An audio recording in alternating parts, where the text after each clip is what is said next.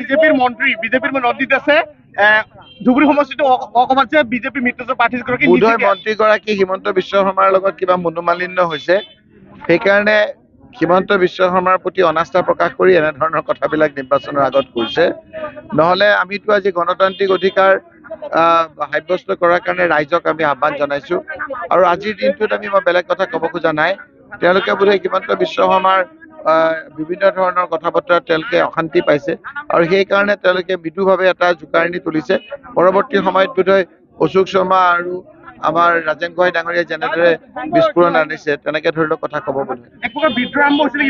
মইতো ভাবো বিদ্ৰোহ নে কি শব্দবিলাক মই প্ৰয়োগ নকৰো, কিন্তু তেওঁ যদি নিৰ্বাচনৰ সময় দিনা এইখিনি কথা কৈছে, তাৰমানে মুখ্যমন্ত্ৰীৰ প্ৰতি অনাস্থা প্ৰকাশ কৰিছে তেওঁলোকে।